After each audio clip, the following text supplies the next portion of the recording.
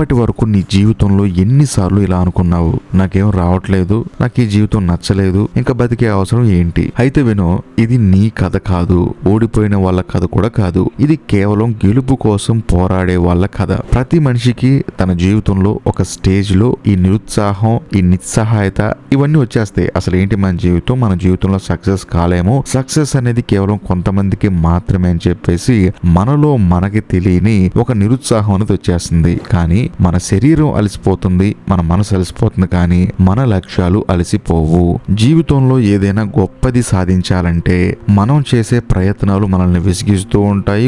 కొన్నిసార్లు మనం ఓడిపోతూ ఉంటాం. కానీ నిజమైన ఓటమి ఎప్పుడు వస్తుందంటే నిన్ను నువ్వు పూర్తిగా వదిలేసినప్పుడు, నీ లక్ష్యాన్ని నువ్వు పక్కన పెట్టేసినప్పుడే నీకు నిజమైన ఓటమి అనేది వస్తుంది. బేసికల్ గా ఏదైనా కష్టం వచ్చినప్పుడు విరామం తీసుకో, కానీ వదిలే మాకు. నీకు ఇష్టమైన సినిమా చూస్తున్నప్పుడు బోర్గా అనిపిస్తే సినిమా చూస్తాం ఆపేస్తావా? లేకపోతే మనకిష్టమైన వ్యక్తితో ఒక చిన్న గొడవ వస్తే ఇంకా వాళ్ళతో మాట్లాడటం ఆపేస్తామా? ఒక ఆటలో ఓడిపోతే ఇక జీవితాంతం ఆ ఆటను ఆడటం ఆపేస్తామా? ఇలానే జీవితంలోనూ అలసిపోతే కొద్దిగా బ్రేక్ తీసుకోవాలే, కానీ పూర్తిగా దేన్ని వదిలేయకూడదు.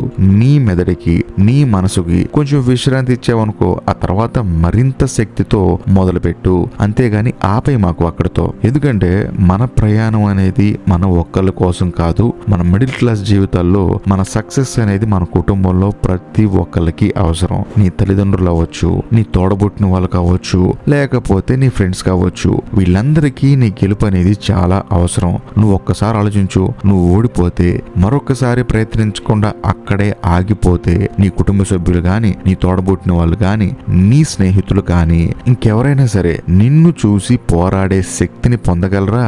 వాడే ఓడిపోతున్నాడు. ఇక మన జీవితంలో మనమే సక్సెస్ అవుతాం అని చెప్పేసి నీ తాలూకు ఓటమి అనేది వాళ్ళ జీవితాల్లో కూడా రిఫ్లెక్ట్ అవుతుంది. కానీ నువ్వు ఎప్పుడైతే పట్టు వదలకుండా, ఒకవేళ నువ్వు ఓడిపోతున్నావు అనే ఫీలింగ్ వచ్చినా సరే కొంచెం చిన్న గ్యాప్ ఒకటి తీసుకొని నువ్వు విశ్రాంతి తీసుకొని మళ్ళీ ప్రయత్నించి సక్సెస్ అయితే నువ్వు ఎంతమందికి ఆదర్శంగా నిలుస్తావో లేదో నాకు తెలియదు, కానీ నీ కుటుంబ సభ్యులకి, నీ తోడబుట్టిన వాళ్ళకి, మరి ముఖ్యంగా నీ స్నేహితులకు మాత్రం ఆదర్శంగా నిలుస్తావు.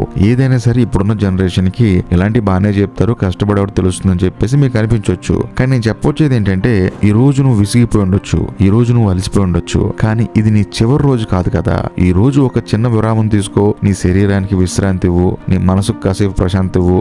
మరుసటి రోజు ఉదయం లేచిన వెంటనే నువ్వు ఎలా పని చేయాలంటే, ఇప్పటి వరకు నీ జీవితంలో ఆ రేంజ్ లో నువ్వు ఎప్పుడు పని చేయలేదు అనే రేంజ్ లో పని చేయాలి. ఎందుకంటే అలసిపోయిన వాళ్ళు కాదు జీవితంలో ఓడిపోయేది, నిలిచిపోయిన వాళ్ళు మాత్రమే ఓడిపోతారు. ఈ కథ నీకు ఎంతో నచ్చింది అనుకుంటున్నాను. ఇంకా చాలా మంది తమ జీవితంలో ఓడిపోకుండా ముందుకు సాగాలంటే ఈ వీడియోని వాళ్ళకు కూడా షేర్ చేయండి. మీ మనసులో ఏదైనా సందేహం ఉన్నా కూడా కొంచెం కామెంట్ చేయండి. మనందరం కలిసి ఎదుగుదాము. అంతేకాకుండా ఈ వీడియో మీకు నచ్చితే లైక్ చేయండి, షేర్ చేయండి. ఇప్పటికీ మీరు మన ఛానల్ సబ్స్క్రైబ్ చేసుకోకపోతే దయచేసి మన ఛానల్ సబ్స్క్రైబ్ చేయండి. బాయ్.